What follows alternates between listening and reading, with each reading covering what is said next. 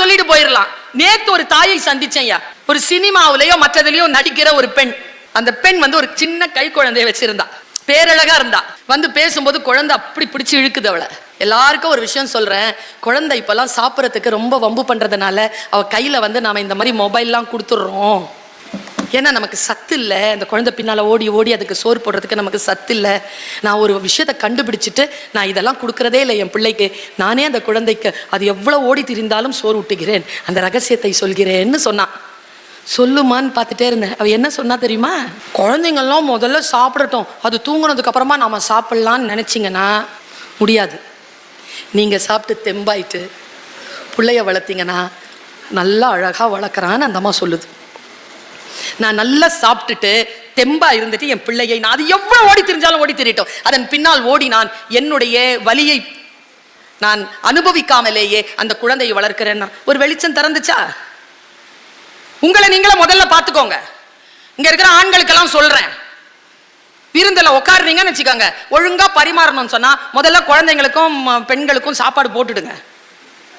அதுங்க சாப்பிட்டுட்டு அந்த குழந்தைகள் எல்லாம் ஒரு வழிபடுத்தினு உங்களை நல்லா பராமரித்து ரொம்ப நல்லா பண்ணுவோம். நாங்கள் பசியோட எண்ணத்தை பார்க்கறது வயிற்றுச்சலாக தான் பரிமாறும். நல்லா தெரிஞ்சுக்கோங்க. இந்த வீட்டில் ஆண்கள் இருக்கிறீங்களே, என்ன மேடம் வாய்க்கு ருசியாக எதுவுமே கிடைக்க மாட்டேங்குது மேடம், எதுவுமே சமைக்க மாட்டேங்கிறா மேடம்.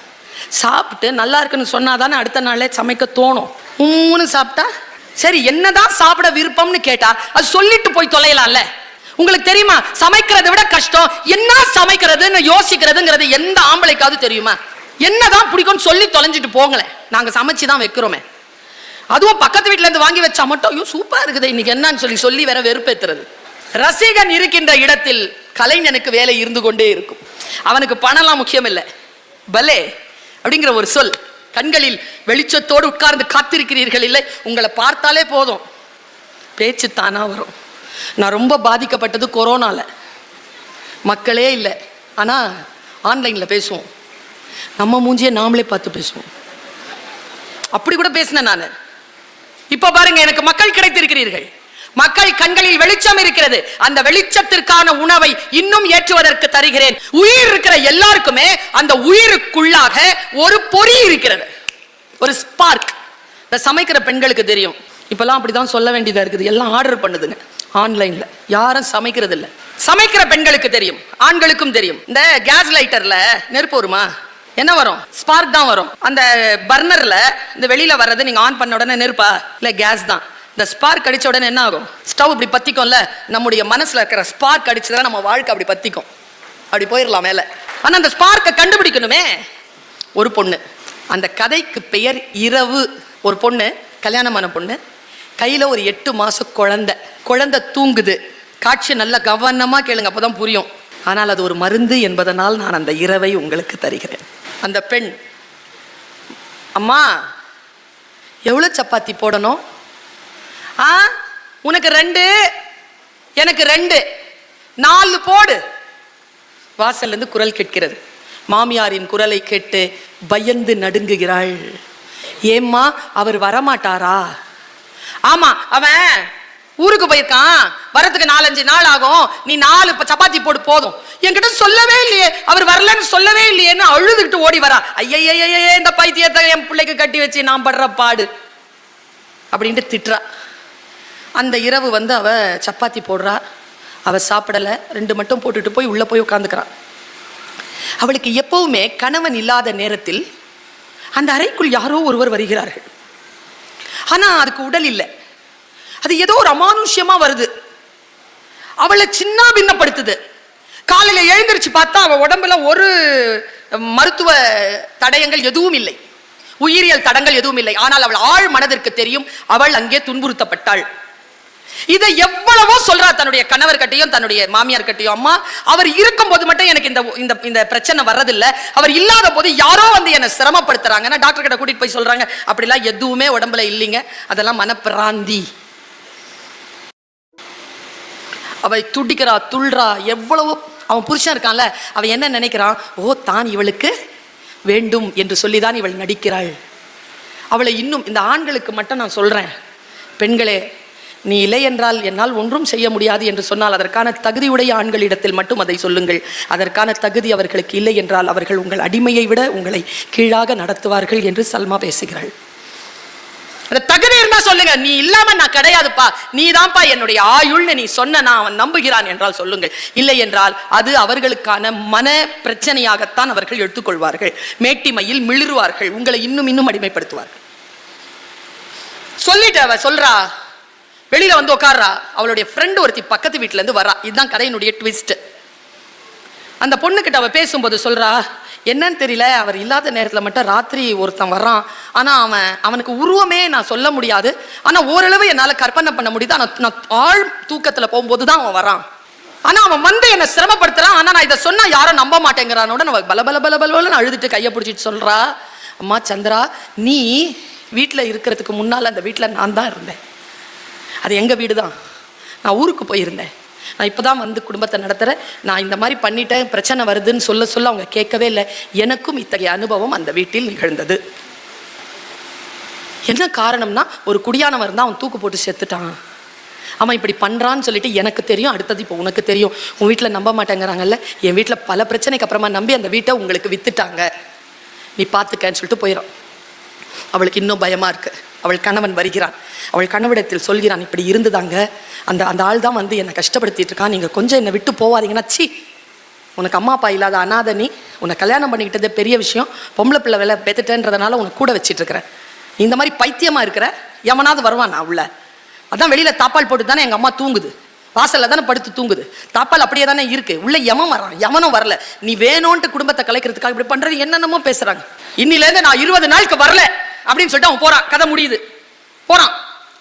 இந்த பொண்ணு ஒரு முடிவு பண்ணுதுங்க. அன்னைக்கு காலையில் எழுந்திருக்கிறா, குளிக்கிறா, குழந்தைய குளிப்பாட்டுறா, விருந்து சமைக்கிறாங்க. ஃபுல்லா விருந்து சமைச்சிட்டு மத்தியானமா கோயிலுக்கு போயிட்டு வரா. கோயிலுக்கு போயிட்டு வந்து குழந்தையை அலங்கரிச்சுட்டு தானும் மஞ்சள்லாம் பூசிக்கிட்டு பொட்டு வச்சுட்டு பூ வச்சுக்கிட்டு புத்தாடைகளை அணிந்து கொள்கிறாள். அணிந்து கொண்டு குழந்தையை தூங்க வைக்கிறாள். அவங்க அம்மா எங்கே இருக்காங்கன்னு பார்க்குறா. பார்த்துட்டு அவங்க அம்மா வாசலில் உட்காந்துருக்காங்க. ராத்திரி 7:30 8 அவள் தூங்கும் நேரம். நேராக உள்ளவரா, கதவை பூட்டுறா, கட்டிலில் உட்கார்கிறாள். சல்மா கதையை முடித்தாள்.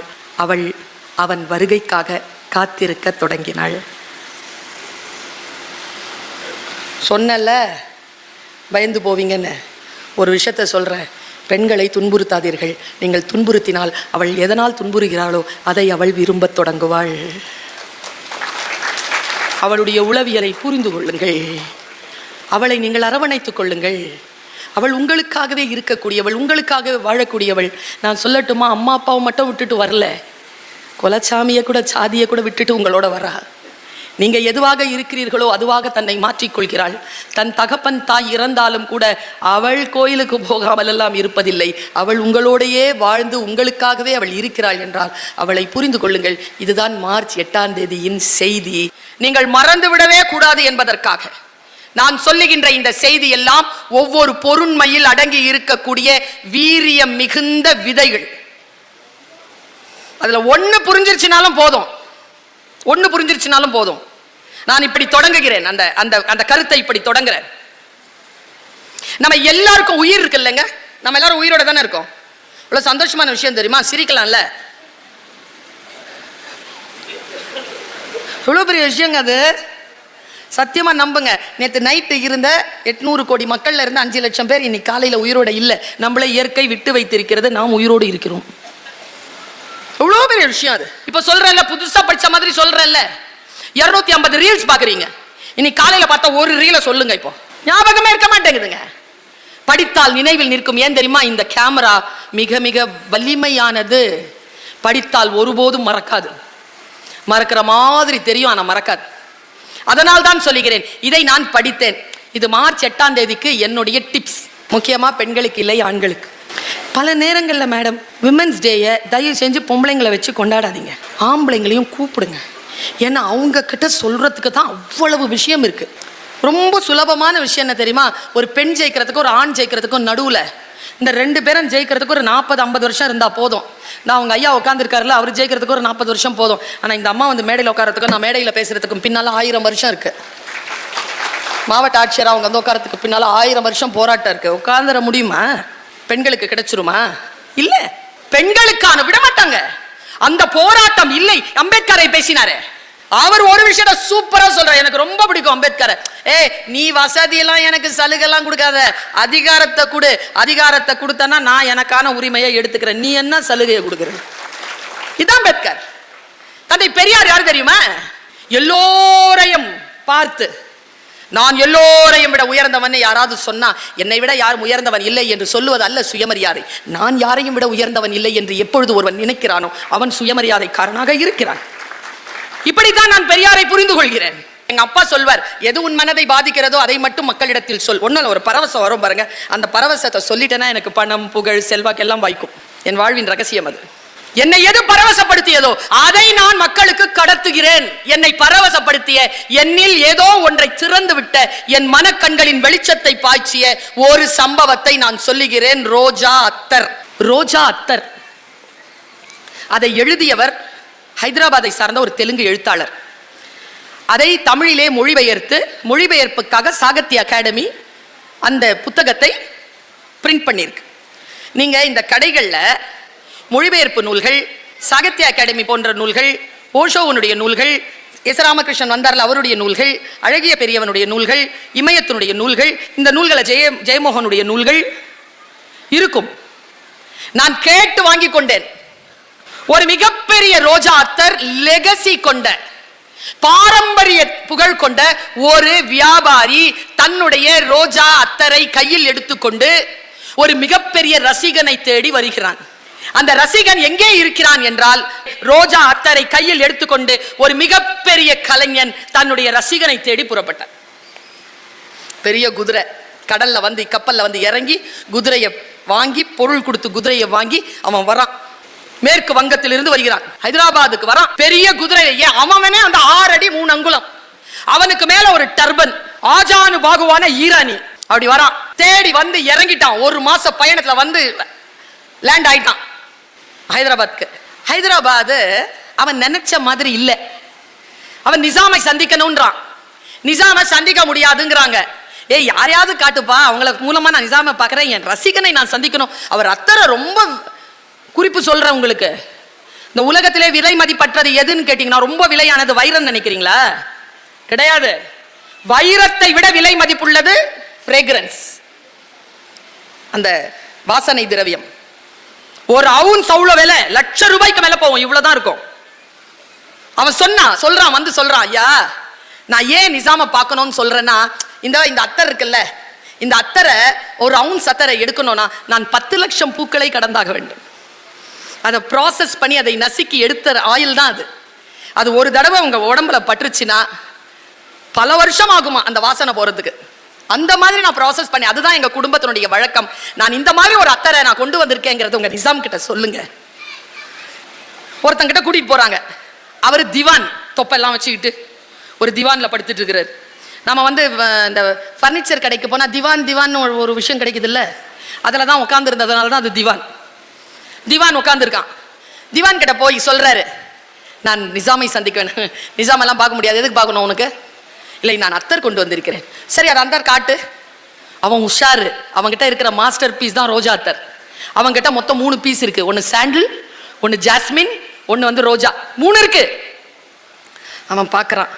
சரி, சந்தனத்தை செலவழிச்சிருவோம் அப்படின்னு சந்தனத்தை ஐயோ, அந்த புக்கை நீங்க படிக்கணுமே, நான் சுமாராத்தான் சொல்றேன்.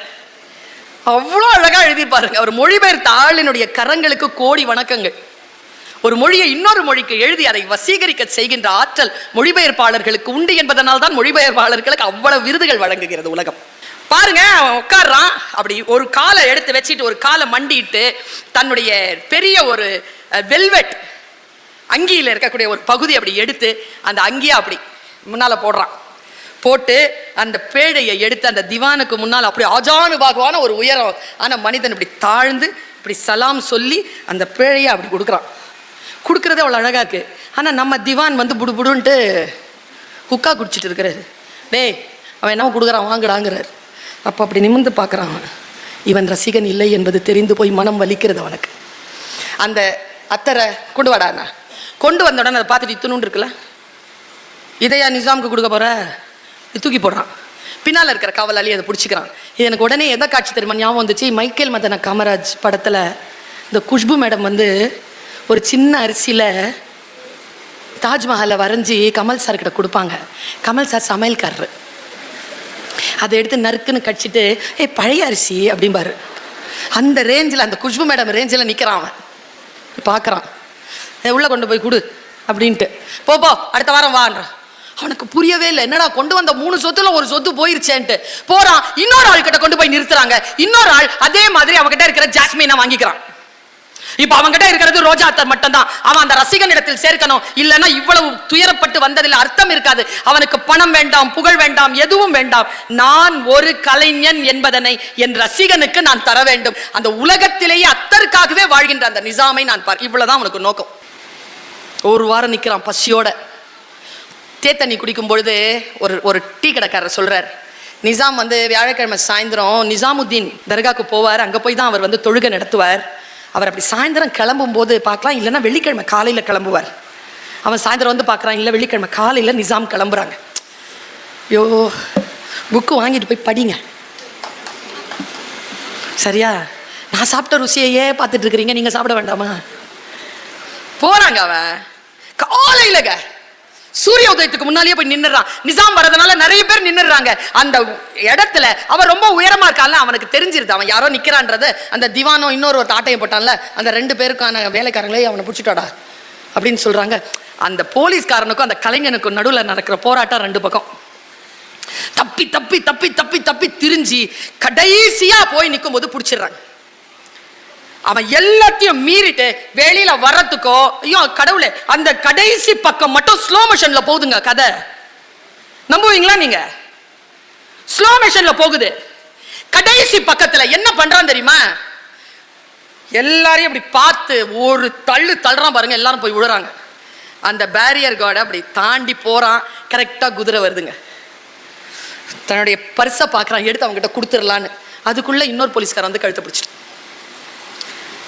குதிரை போயிடுச்சுங்க, குதிரை அங்கே போயிடுச்சுங்க. இவன் இங்கே நிற்கிறான், பார்க்குறான். இனி குதிரையை போய் நெருங்க முடியாது, நிசாமை போய் இது கொடுக்க முடியாது என்றவுடன் கழுத்தை பிடித்து அந்த போலீஸ்காரனை தள்ளிவிட்டு நேராக எதிர்புறமாக அந்த கோட்டைக்குள்ளே நுழையிறாங்க. கோல்கொண்டா கோட்டைக்குள்ளே நுழைஞ்சி அந்த வாசல்ல அந்த வினாடி நேரத்தில் தன்னுடைய பையில் இருந்த அந்த குமிழை எடுத்து அந்த பாறையில ஓங்கி அடிக்கிறான் பாருங்க. அப்படியே அத்தர் பாட்டில் அப்படியே வெடிக்குது. வாசனை கிளம்பி போகுது. ஸ்லோ மிஷன்ல காட்டுறான். ஏங்க எழுத்த ஸ்லோ மிஷன்ல காட்ட முடியுமா? படிச்சு பாருங்க. இந்த சினிமா பார்த்து பார்த்து பாழா போயிட்டோம் நம்ம. இங்க இருக்குது கேமரா. இந்த கேமரா ரொம்ப வலுவானது. என்ன தெரியுமா பண்றான்? அந்த வாசனை அப்படி போகுதுங்க, போய் அவனை சீண்டுதுங்க. அவன் சீன்றக்கு அந்த வினாடியிலேயே குதிரை வந்து என்ன பண்ணுது? குதிரைக்கு புரிஞ்சிருச்சுங்க. அது குதிரை இப்படி நிக்குதுங்க அந்த வாசனைக்கு. அப்படியே தாண்டி பின்னால் திரும்பி பார்க்கிறான் நிசாம். அந்த வாசனையில் அவன் கண்கள் அரையாக முடிகிறது. இப்படி அதை பார்த்துட்டான் ரோஜா அத்தர்கார. வந்த வேலை முடிஞ்சுதுரா சொல்லி அவன் தன் குதிரையை தேடி போனான் என்று கதை முடிக்கிறான். அவ்வளவுதான். அவனிடத்தில் போய் சேர்த்து விட்டான். ஆனால் கடைசியாக அதை போனான்னு சொல்லி முடிச்சுட்டு அந்த ஒரு ஸ்டேட்மெண்ட் கொடுத்திருப்பான். நீங்கள் ஒருவேளை கோல்கொண்டாவிற்கு போனால் அந்த பாறையை ஒரு முறை மோர்ந்து பாருங்கள், அதில் ரோஜா அத்தர் மணக்கும். நீங்க நம்புனா நம்புங்க. நான் 2020 மார்ச் போனேன். நான் வந்ததுக்கு அப்புறமா தான் இங்க லாக்டவுன். நான் இதை படிச்சுட்டு போனதுனால நீங்கள் நம்புவீர்களான்னு தெரியாது, அந்த பாறைகளை நான் முகர்ந்து பார்த்தேன். ரோஜா அத்தர் மணந்தது. வாசிப்புக்கு இருக்கக்கூடிய மந்திரம் இது. அதனால் தான் சொல்லுகிறேன், படித்து விடுங்கள். இந்த ஆண்களின் மீது எனக்கு எப்பொழுதும் அவர்கள் சுதந்திரத்தின் மீது எனக்கு கவனம். நம்மளை மட்டும் பாண்டி ஆட விட்டுட்டு, இந்த பாண்டி ஆடுறதுல ஒரு இலக்கணம் இருக்கு. அதுக்கு பேர் நொண்டி. பொம்பளைங்க தான் ஆடுவாங்க. அதை நொண்டி அடிச்சாலும் ரூலு, கோட்டை தாண்டக்கூடாது, கோட்டை தொடக்கூடாது, தொடாம தாண்டணும். நொண்டி அடிச்சாலும் தாண்டக்கூடாது, கண்ணை மூடினாலும் கோட்டை தொற்றப்படாது. ரைட்டா ரைட்டா ரைட்டா. வாழ்க்கை முழுக்க அதுல இருந்து விடுபட்டது கபடி. கோட்டை,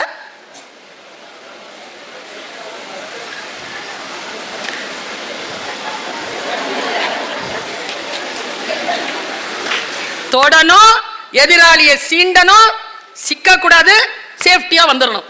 ஆண்களே, ஏன் உங்களுக்கு இவ்வளவு பாரபட்சம்? எங்களை மட்டும் பாண்டியாட வைத்து விட்டு நீங்கள் கபடி ஆடுகிறீர்கள். நாங்களும் வந்து விட்டோம் கபடி ஆடுவதற்கு. எனக்கு ரொம்ப பிடிக்கும் கபடி. ஆனா யோசிச்சு பார்த்திருக்கேன், என்னுடைய லைஃப்ல நான் அவ்வளவு விருப்பப்பட்டிருக்கிறேன். ஸ்போர்ட்ஸ் 180 பரிசு வாங்கியிருக்கேன். ஆனா இன்னைக்கு நான் ஸ்போர்ட்ஸா இல்லையே, ஸ்போர்ட்ஸ் டீச்சர் இல்ல. நான் ஸ்போர்ட்ஸ் டீச்சரா போயிட்டு நான் மீண்டு வந்துட்டேன். அது நான் இல்ல. பர்வீன் சுல்தான் அது இல்ல. பர்வீன் சுல்தானுடைய ஸ்பார்க் எது தெரியுமா? தமிழ். அதான் அவளுடைய ஸ்பார்க். ஒரு மொழி பேசுகின்ற பொழுது, அந்த மொழியில் ஒரு கவிதை வாசிக்கின்ற பொழுது, ஒரு பொருளை யாரேனும் விளக்கி சொல்லுகின்ற பொழுது, உள்ளுக்குள்ள இருந்த ஒரு பரவசம் வந்து மூளைக்குள்ள அப்படியே சேர்ந்து அப்படி ஒரு சுகம் கொடுக்கும். ஒரு கவிதை போதுமானது எனக்கு, ஒரு கருத்து போதுமானது எனக்கு, குழந்தை போல நான் துள்ளி விளையாட. அப்படி என்றால் என் ஸ்பார்க் அதுதான். அந்த ஸ்பார்க்கை நான் பிடிச்சேன். என்ன ஆச்சு தெரியுமா? அந்த ஸ்பார்க்கை பிடிச்சதுல தமிழ் டீச்சரா போனேன். தமிழ் டீச்சரா போயிட்டு லெக்சரர் ஆனேன். லெக்சரர் விரிவுரையாளர் பேராசிரியர், பேராசிரியர்லேருந்து துணை பேராசிரியர், துணை பேராசிரியர்ல இருந்து இணை பேராசிரியர், போயிட்டு ஹெட் ஆஃப் த டிபார்ட்மெண்ட் தமிழ்னு போய் உட்கார்ந்தேன். தமிழ்ல SID காலேஜ்ல. உங்க ஸ்பார்க் என்ன இருக்குதோ அதை நீங்கள் விழிப்புணர்வோடு இருந்தால் பர்னர் பத்திக்கிற மாதிரி அந்த வெளிச்சத்தோடு உங்கள் வாழ்க்கை போகும் என்பதை நீங்கள் மந்திர சொல்லாக உள்வாங்கி வைத்துக் கொள்ளுங்கள். இது இப்பவும் புரியல. இப்ப நான் சொல்றது என் மேல இருக்கிற மாதிரி தானே இருக்கு. புரியல. இந்த சொல்ல இன்னும் அழுத்தமா போடுறேன். ஒரு 4.5 மாசத்துக்கு முன்னால ஐரோப்பாவில் ஒரு திருடனை பிடிச்சாங்க மேடம். திருடன் ஸ்ட்ரோக், ராங் ஸ்ட்ரோக் தான். ஆனா நீங்க பாசிட்டிவா புரிஞ்சுக்கோங்க. அவனை ஏன் பிடிச்சாங்கன்னா, அவனை ஒரு பெரிய ராபரி கேஸ், ஒரு பேங்க்ல பெரிய கோடிக்கணக்கான பவுண்ட்ஸை கொள்ளையடிச்சிருக்காங்க. பிடிச்சிட்டாங்க. முன்னாள் அட்டானி உட்கார்ந்திருக்காரு, டிடெக்டிவ் உட்கார்ந்திருக்காரு. இன்டரோகேஷன் தொடங்குது. அவன் கொடுத்திருக்கிற ஸ்டேட்மெண்ட் அதை நான் நெட்ல வாசிக்கிறேன். அந்த ஸ்டேட்மெண்ட் இவ்வளவுதான். அந்த ஸ்டேட்மெண்ட் என்ன தெரியுமா? அவன் கேட்கிறான், நீ தானடா திருடின? நான் திருடல சார். ஏய், நீ தான் அந்த லாக்கரை திறந்திருக்க, உன்னுடைய ஹேண்ட் பிரிண்ட் அதுல இருக்கு, ஃபிங்கர் பிரிண்ட்ஸ் இருக்கு, சிசிடிவி கேமரா உன்னதான் காட்டுது. திறந்தது நான் தான் சார், நான் திருடல சார். அப்படின்னா சார், நான் லாக் ஓபன் பண்றவன் சார், கொஞ்சம் பவுண்டு கொடுத்தாங்க, நான் ஓபன் பண்ணி கொடுத்துட்டேன் சார், அவ்வளவுதான் சார் என் வேலை. என்னடா அதை பத்தி சொல்லுடான்னு சொன்ன உடனே அவன் சொல்றாங்க அந்த ஸ்டேட்மெண்ட். அந்த ஸ்டேட்மெண்ட் பதிவாகுது. நான் அதை சொல்றேன், உங்களுக்கு என்ன புரியுதுன்னு பாருங்க. அவன் சொல்றான், நான் வந்து ஒரு பிசிக்ஸ் படிக்கிற ஒரு மாணவனா இருந்தேன். எனக்கு கணக்கு ரொம்ப பிடிக்கும். வேலை சரியா இல்லை, இந்த மாதிரியான புதிர்கள் ஏதேனும் இருந்தால் அதை நான் சரி செய்வேன். அப்படி வந்துட்டு தான் இந்த லாக் திறக்கிறதுல வந்து சிக்கிக்கிட்டேன். நான் சூப்பரா லாக் திறப்பேன்றது என் ஃப்ரெண்ட்ஸுக்கெல்லாம் தெரியும். என்னை கூப்பிட்டு ஒரு 500 பவுண்டு கொடுத்து இங்க ஒரு லாக் திறக்கணும் வரியான்னு கேட்டாங்க. நான் போனேன். அங்க போனா அவங்க என்ன தெரியுமா சார் செய்வாங்க? மொத்தம் 3 நிமிஷம் தான் டைம் இருக்கும், 180 செகண்ட். அதுல எனக்கு 60 செகண்ட் கொடுப்பாங்க. 60 செகண்ட்ல திறக்கணும்பாங்க. இல்லைன்னா உயிர் போயிடும்டா, நாங்க மானம் போயிடும்டா, நீ திறக்கணும்பாங்க. நான் 60க்குலாம் போக மாட்டேன், 25லயே முடிச்சிருவேன். ஸ்டூடெண்ட்ஸ்க்கு என்ன புரியுதுன்னு பாருங்க. கடைசி கட்ட எக்ஸாம் வர வரைக்கும் காத்திருக்க கூடாது. 15 நாள் முன்னாலேயே வேலையை முடிச்சிடும். புரியுதா? எந்த ஒரு விஷயத்தையும் பாசிட்டிவா புரிஞ்சுக்கிறது இப்படிதான். அந்த திருடன் சொல்றாங்க, நான் 25 செகண்ட்ல திறப்பேனா? அப்படியே பண்ணிட்டு கரெக்டாக அந்த கால்குலேட் பண்ணிட்டு அரித்மேட்டிக் போட்டு கிளிக் அப்படின்னு ஒரு சத்தம் கேட்கும். லாக் திறந்துருச்சுன்னு அர்த்தம். அப்போ ஒரு பரவசம் வரும் பாருங்க உள்ள. அந்த பரவசத்துக்கு முன்னால அந்த பெட்டிக்குள்ள இருக்கிற கோடானு கோடி கணக்கு பணம் எனக்கு ஒரு பொருட்டும் இல்லை சார். அந்த கிளிக் சவுண்டுக்காகத்தான் நான் இந்த வேலையை செய்கிறேன். உங்களுக்குள்ள இருக்கிற ஸ்பார்க்க நல்ல விஷயங்களுக்காக நீங்க அடையாளம் கண்டுபிடிங்களேன். எனக்கு தெரிஞ்சு டாக்டர் படிச்சுட்டு IAS அதிகாரிகளானவங்க உண்டு. ஏன்னா அவங்களுடைய ஸ்பார்க் மெடிக்கல் இல்லை, அவங்க ஸ்பார்க் நிர்வாகம். என்னுடைய ஸ்பார்க்ங்கிறது தமிழ் மொழி. அது என்னுடைய ஸ்பார்க். நீங்க எதுவுமே கொடுக்க வேண்டாங்க. உங்ககிட்ட நான் பேசுறேன்ல, இதோ என்னை பார்த்து கொண்டிருக்கிறீர்கள், இதை விட பெருமதியானது வேறு எதுவுமே கிடையாது. நான் சொல்லுவது உங்களுக்கு புரிகிறது, உங்கள் புரிவது போல் என் மொழி இருக்கிறது. இந்த மொழியை நான் சொல்லிக்கொண்டே இருக்கிறேன். இதோ இப்பொழுது இறந்தாலும் டைரக்டா சொர்க்கம் தான். இதனால் வரக்கூடிய பொருள் அல்ல, புகழ் அல்ல என் நோக்கம். உனக்கு புரிகிறதா? இவ்வளவுதான். நான் ஒரு விஷயத்தை கொண்டு வந்திருக்கேன்னு சொன்னேன். அது உங்களுக்கு எப்படி புரிய வைக்கிறதுன்னு எனக்கு தெரியல. ஆனால் நான் முயற்சி செய்கிறேன். இந்த சொல்லை எடுத்துக்கொண்டு செல்வதற்கு உங்கள் மனங்களில் இருக்கக்கூடிய ஏதேனும் ஒரு பூட்டு இந்த ஒரு சாவியினால், இந்த மந்திர சாவியினால் திறந்து விடுமோ என்கின்ற ஒரு பேராசையில் இதை நான் சொல்கிறேன். அந்த சொல்லில் இருக்கக்கூடிய ஏதோ ஒன்று எனக்கு மந்திரம் அப்படிதாங்க. அப்படித்தான் வேலை செய்யும் மந்திரம். அது வேலை செய்யும். ஏனென்றால் கருத்து, நான் எப்பவுமே சொல்றேன், கீழே கிடந்தா கயிறுங்க, கருத்தேற்றினால் தாலி, கருத்தேற்றினால் கங்கணம். கருத்தேத்தணும்ல, வெறும் சோறு தான், கருத்தேத்தனா பிரசாதம். வெறும் பேச்சு தான், கருத்தேத்தனா சத்சங்கம். வெறும் கட்டடம் தான், கருத்தேத்தனா கோவில். வெறும் பயணம் தான், கருத்து ஏற்றினால் புனித பயணம். கருத்து ஏற்கணுமே, சொல் தான், அதில் கருத்து ஏறினால் அது மந்திரம். நான் என் சொல்லை கருத்து ஏற்றி இதோ மந்திரமாக தருகிறேன், புரிந்து கொள்ளுங்கள். படிப்பது என்பது மிக அற்புதமான விஷயம். வாழ்க்கை நமக்கு சில வாய்ப்புகளை தருகிறது. என்ன வாய்ப்பு தெரியுமா? அற்புதமான வாய்ப்பு என்ன தெரியுமா? நம்ம எல்லாருக்குமே தமிழ் வாசிக்க தெரியும். இதை விட மிகப்பெரிய வாய்ப்பு என்ன? பல நேரங்களில் எனக்கு புரிவதே இல்லை. குழந்தைகளை எப்படி புரிந்து கொள்வது, கணவனை எப்படி புரிந்து கொள்வது, குழந்தையை எப்படி புரிந்து கொள்வது, ஒரு மனைவியை ஒரு கணவன் எப்படி புரிந்து கொள்வது? மனிதனுடைய மனம் ரொம்ப வித்தியாசமானது. நான் சொல்லவா, இந்த உலகத்திலேயே போதாமைகளால் சொற்கள் நிரம்பி வழிகின்றன. எது சொன்னாலும் சொல்லாமலே உங்களுக்கு புரிந்து போனால் போதுமே. பல நேரங்களில் அது புரிவதே இல்லை. அந்த புரிவதற்கான சொற்களோ அதற்கான சிறிய அசைவுகளோ நீங்கள் தர வேண்டும் என்றால், நீங்கள் மொழியில் வல்லுநராக இருக்க வேண்டும் என்றால், நீங்கள் வாசிப்பை கையில் எடுத்துக் கொள்ளுங்கள். படிச்சுக்கிட்டே இருங்க. ரொம்ப நுட்பமான ஒரு ரகசியத்தை சொல்லுகிறேன். எப்பவோ படிச்ச ஏதோ ஒரு விஷயம் இருக்குல்ல, எப்பவோ சந்திக்கிற ஒரு விஷயத்திற்கு தீர்வா அப்படி போய் கனெக்ட் பண்ணிக்கலாம். என் பேச்சின் ரகசியம் அது. நான் ஏதோ ஒன்று படிப்பேன் மேடம், அந்த படிப்பதற்கான அந்த கருத்திற்கான விளக்கம் இருக்குல்ல, நான் 10-15 ஆண்டுகளுக்கு முன்னால் படித்த ஏதோ ஒரு பாடலில் இருந்து எனக்கு கிடைக்கும். இதற்கு பெயர் தான் ஞானம், இதற்கு பெயர் தான் கல்வி. காசு இருக்கிறவனுக்கு அது இருக்குதுன்னு தெரிஞ்சவங்க மத்தியில தான் சிறப்பு, கற்றோருக்கு சென்றமிடமெல்லாம் சிறப்பு. படிச்சிருங்க. எனக்கு பெரிய விஷயம் என்ன தெரியுமா? இந்த பேச்சாளர்களை நீங்க தயவு செய்து சொல்கிறேன், எல்லோருக்கும் சேர்த்து சொல்கிறேன், எழுத்தாளர்கள் எவ்வளவு உயர்ந்தவர்களோ பேச்சாளர்களும் அவ்வளவு உயர்ந்தவர்கள். ஏன் தெரியுமா? அவர்கள் வாசித்து வாசித்து வந்து தன் சொல் வன்மையால் அந்த வாசிப்பு களத்தை விரிவாக்கி மக்களை வாசிப்பிற்கு தயார் செய்கிறார்கள். எவ்வளவு வாசித்து இருப்பேன் நான், இதை சொல்லணும்னா எத்தனை வருஷத்துக்கு முன்னால வாசிச்சது. இப்ப சொல்றேன்ல, புதுசா படிச்ச மாதிரி சொல்றேன்ல. 250 ரீல்ஸ் பாக்குறீங்க, இன்னைக்கு காலையில பார்த்தா ஒரு ரீல சொல்லுங்க, இப்போ ஞாபகமே இருக்க மாட்டேங்குதுங்க. படித்தால் நினைவில் நிற்கும். ஏன் தெரியுமா? இந்த கேமரா மிக மிக வலிமையானது.